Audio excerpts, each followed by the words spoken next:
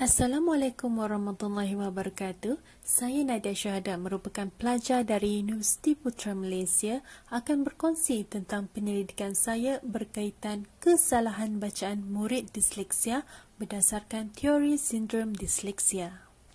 Apakah disleksia sebenarnya? Disleksia ialah individu sama ada kanak-kanak atau orang dewasa yang mempunyai penglihatan dan pendengaran yang normal, kecerdasan mental searas atau melebihi orang biasa dan boleh berbahasa sesuai dengan usia. Namun mereka mempunyai kesukaran untuk menguasai kemahiran 3M. Masalah ini bukan disebabkan kecacatan fizikal seperti masalah pendengaran atau penglihatan, namun disebabkan oleh kecelaruan pada otak yang memproses dan mengolah maklumat yang sedang dibaca. Ini adalah gambar otak manusia. Pada sebelah kiri merupakan otak manusia normal di mana terdapat 3 bahagian otak yang mempunyai peranan masing-masing. Bulatan merah dikenali sebagai Broca yang berfungsi untuk penghasilan pertuturan dan kemampuan bahasa. Bulatan biru pula dikenali sebagai lobus parietal yang mengendali sistem deria panca indera dan pemahaman bahasa manusia. Dan bulatan hijau dinamakan lobus occipital yang bertanggungjawab untuk memberi rangsangan visual dan pembentukan perkataan manusia. Ketiga-tiga bahagian ini mempunyai peranan masing-masing. Berbeza pula otak manusia disleksia di sebelah kanan. Otak ini hanya mempunyai satu bahagian sahaja iaitu Broca yang bertanggungjawab untuk mengawal semua fungsi bahagian dengan sendirinya. Oleh sebab itulah individu disleksia yang dikenali sebagai disleksik mengalami kecelaruan ketika mereka membaca, menulis dan mengira. Walau bagaimanapun, kajian saya ini hanya memfokuskan kepada kemahiran membaca sahaja. Hal ini kerana kemahiran membaca merupakan kemahiran asas yang sangat penting untuk manusia menguasai kemahiran-kemahiran yang lain. Tempoh usia kanak-kanak dari lahir hingga 8 tahun merupakan tempoh paling kritikal kerana mereka sedang mengembangkan kemahiran bahasa dan literasi awal yang menjadi faktor utama dalam peningkatan kemahiran membaca. Namun berbeza pula dengan kanak-kanak disleksia, mereka tidak mampu membaca seawal umur tersebut. Ini adalah contoh visual atau penglihatan kanak-kanak disleksia semasa mereka melihat huruf atau perkataan pada bahan bacaan. Setiap disleksik melihat perkataan-perkataan pada teks adalah berbeza. Hal ini berpunca daripada kelemahan dalam morfologi serta gangguan visual dan auditori sehingga menyebabkan mereka sukar untuk memproses bunyi perkataan. Kesan daripada itu, mereka sukar memahami pola suku kata sehingga tidak mampu mengenal pasti struktur ejaan dan pola bacaan mereka menjadi merangkak-rangkak sehingga tidak memahami makna bahan bacaan. Bertitik tolak daripada masalah tersebut membuka ruang kepada saya untuk menjalankan kajian tentang masalah bacaan murid disleksia di mana kesalahan ini akan dianalisis berdasarkan teori sindrom disleksia.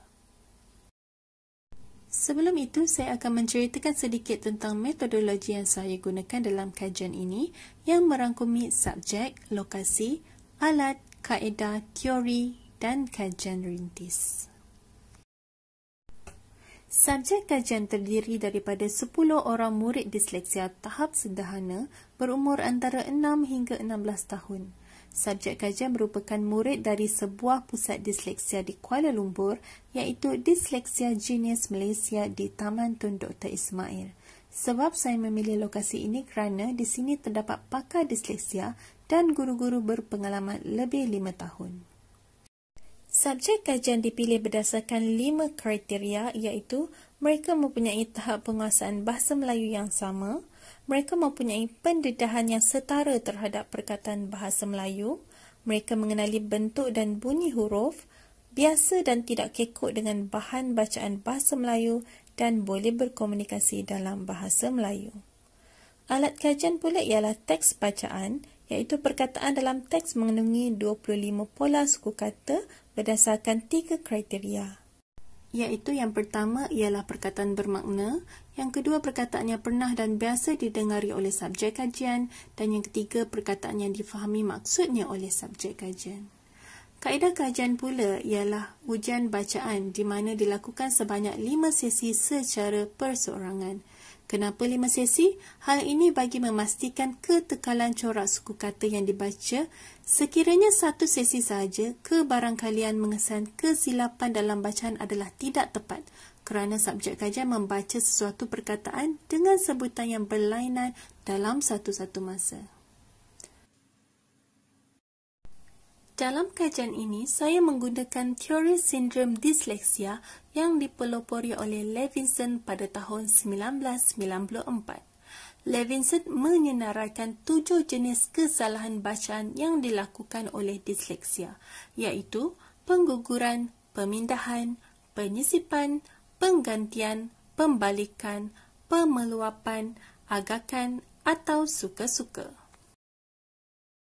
Berdasarkan kajian rintis yang dilakukan, saya mendapati subjek kajian mengalami kesukaran paling tinggi semasa membaca perkataan yang mengandungi suku kata KVKK iaitu NG, vokal berganding, diftong dan digraf.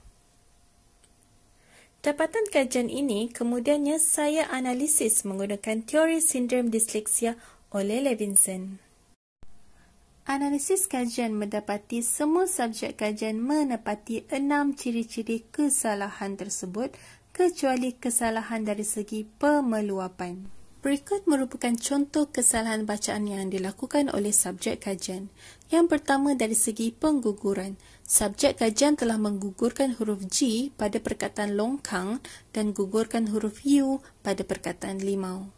Seterusnya kesalahan pemindahan, subjek kajian telah memindahkan kedudukan huruf I dan H pada perkataan kuih dan memindahkan huruf Y dan T pada perkataan monyet. Kesalahan penyisipan pula boleh dikatakan sebagai penambahan. Contoh perkataan tupai disebabkan subjek kajian sukar membaca perkataan yang mempunyai suku kata diftong, pai, maka subjek kajian menambah huruf G pada diftong tersebut menjadi perkataan tidak bermakna tu pagi. Hal yang sama berlaku bagi perkataan digraf, SY, pada perkataan syabas. Oleh kerana tidak boleh mengeja digraf, maka subjek kajian menyisipkan huruf I pada perkataan syabas menjadi siabas. Kesalahan keempat, penggantian. Subjek kajian menggantikan huruf asal dengan huruf lain seperti menggantikan huruf G kepada huruf A pada perkataan helang dan menggantikan huruf B kepada huruf D pada perkataan kerbau.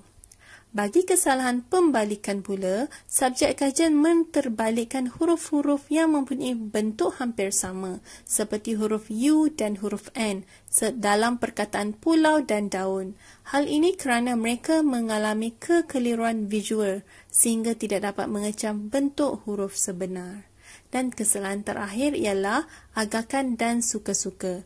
Kesalahan jenis ini ialah subjek kajian mengagak atau suka-suka menggantikan perkataan asal dengan perkataan lain yang baharu dan biasanya perkataan tersebut tidak mempunyai makna dalam bahasa Melayu. Kesimpulannya, masalah bacaan murid disleksia masih perlu diteliti dengan lebih lanjut.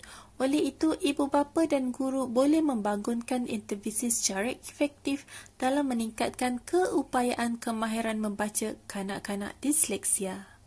Ini adalah antara selebriti terkenal dunia yang merupakan individu disleksia. Hal ini membuktikan individu disleksia juga boleh berjaya. Semoga anak-anak disleksia kita juga dapat menjadi pelapis generasi yang mampu mengharumkan nama negara. Sekian, terima kasih.